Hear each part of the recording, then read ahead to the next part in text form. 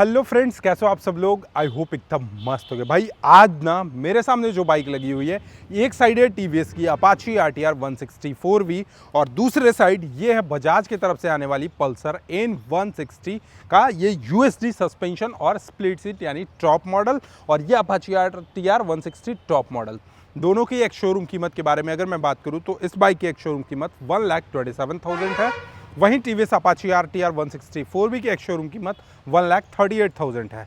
On road कीमत की अगर बात करेंगे तो भाई दोनों ही बाइकों में लगभग 8,000 रुपये का प्राइस डिफरेंस पड़ता है। ऑन रोड खरीदने समय 8,000 रुपया ये कम पड़ता है, और टीवीएस अपाची आरटीआर 164V जो है वो 8,000 इससे थोड़ा ज़्यादा पड़ता है।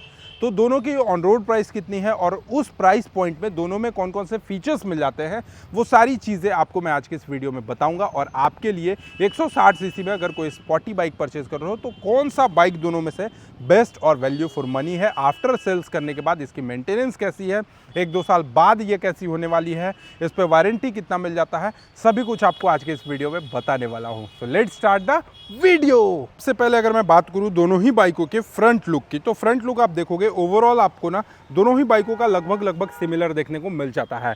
जैसे कि अगर मैं आपको इसके फ्रंट सेक्शन से हेडलाइट की तरफ लेकर चलूँ तो यहाँ पर आप देखोगे अपाची आरटीआर 164V है, और 4V का जो हेडलाइट देखोगे ये आपको कुछ इस तरीके के प्रोजेक्टर एलईडी हेडलाइट के साथ आती है। इसके अलावा इसका जो वाइजर सेक्शन आप देखोगे ये थोड़ा सा स्पॉटी लगता है, इंडिया का आपको फ्लैग का बेजिंग देखने को मिल जाता है।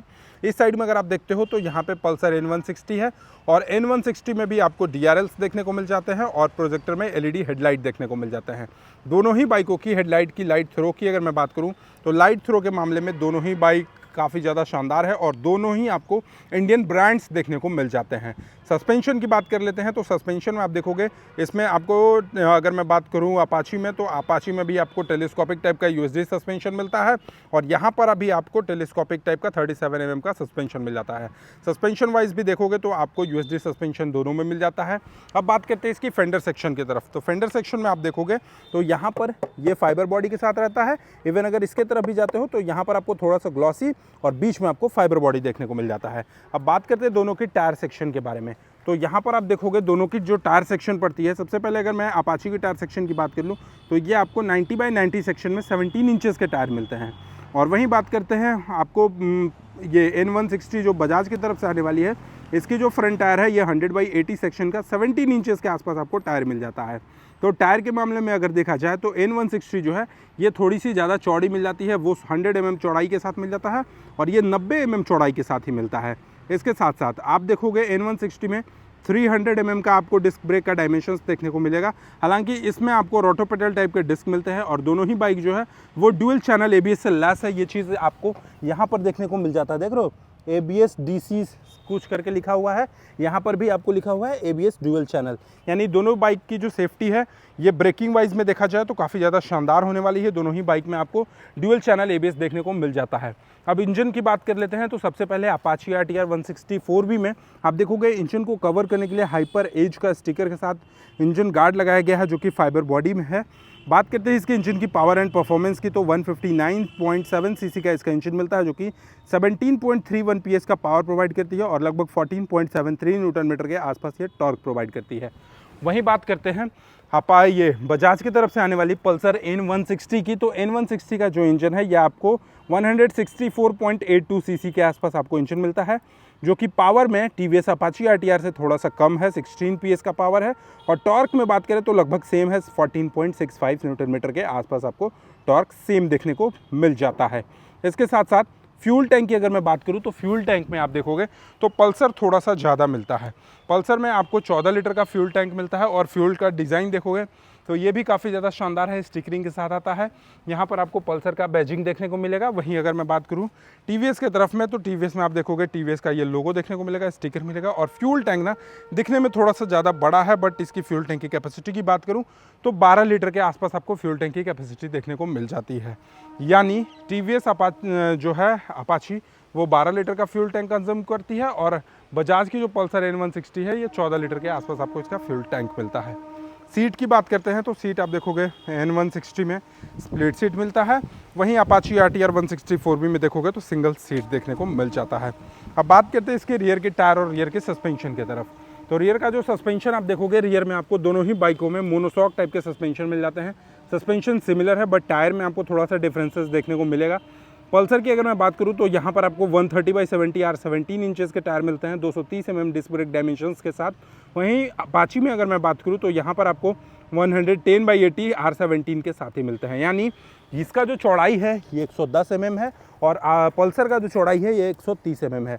तो टायर के मामले में अगर मैं बात करूं तो पल्सर जो है वो अपाची से थोड़ा सा आगे है।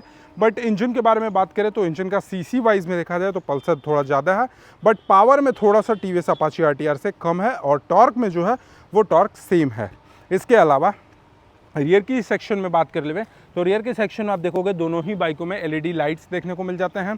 इसका जो ट्रैवल है पल्सर का ये थोड़ा सा ज़्यादा मिलता है in comparison to TVS Apache RTR 164B। Exhaust देखोगे तो टीवीएस अपाची आरटीआर में एग्जॉस्ट पैनल मिल जाता है, जबकि यहाँ पे इसके लुक को थोड़ा स्पॉटी बनाने के लिए इसमें आपको एग्जॉस्ट नेकेड मिल जाता है। बट वहीं देखा जाए तो इस बाइक में भी किक आपको नहीं मिलेगा N160 में, और टीवीएस अपाची आरटीआर 164B में भी किक देखने को नहीं मिलता है। अब हम लोग आते हैं इसके सीट हाइट की तरफ, तो आप देखोगे N160 में लगभग 795 mm के आसपास आपको सीट हाइट मिलता है। वहीं अगर आते हैं अपाची की तरफ तो यहाँ पर आपको 800 mm का सीट हाइट मिलता है।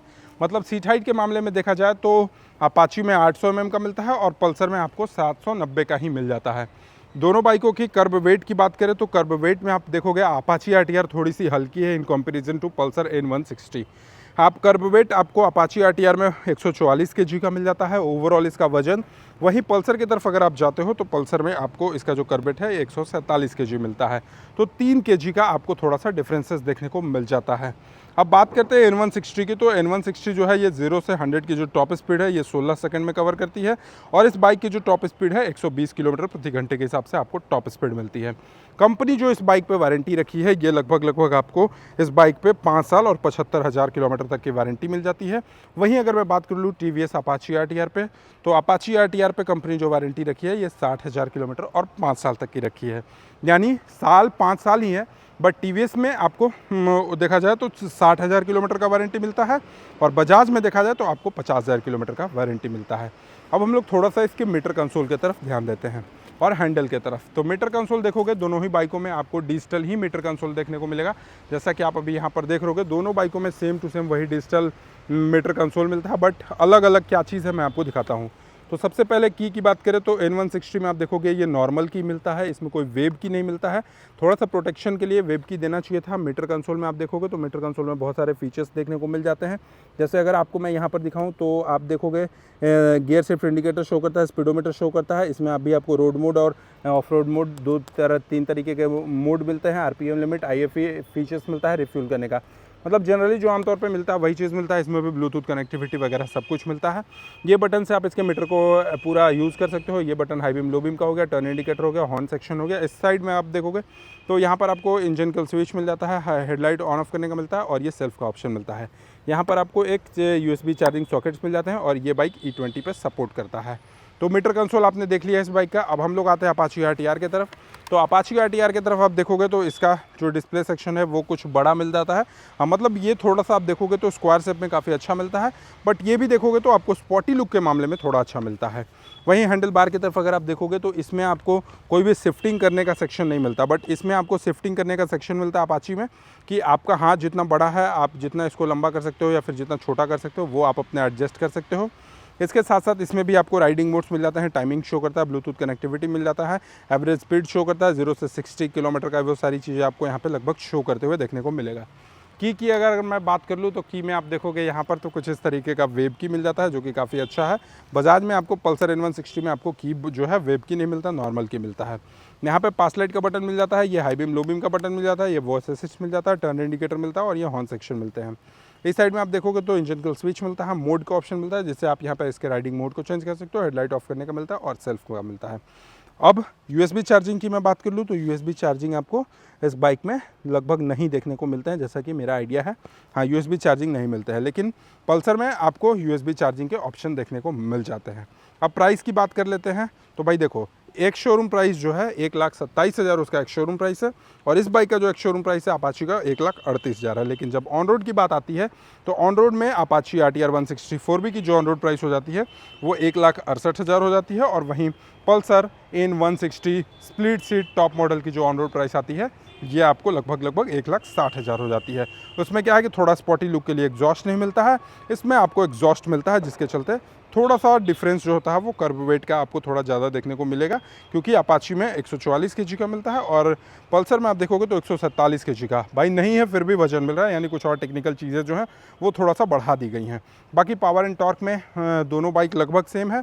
इंजन में सीसी में देखा जाए तो 164 सीसी वो है और ये 159 सीसी है। अब आपको डिसाइड करना है कि आपके लिए वैल्यू फॉर मनी कौन सी बाइक है, बट देखा जाए तो कंपनी जो है वो अपाची पे आपको 60,000 किलोमीटर तक का वारंटी दे रही है, और ये पल्सर में आपको लगभग 50,000 किलोमीटर तक की वारंटी देखने को मिल जाता है। आपको ये वीडियो कैसा लगा एक बार कमेंट सेक्शन में ज़रूर बताइएगा, और चैनल पे पहली बार होगे तो सब्सक्राइब करके बेल आइकन को दबाना नहीं भूलिएगा। Thank you so much for watching, love you all, bye bye, take care.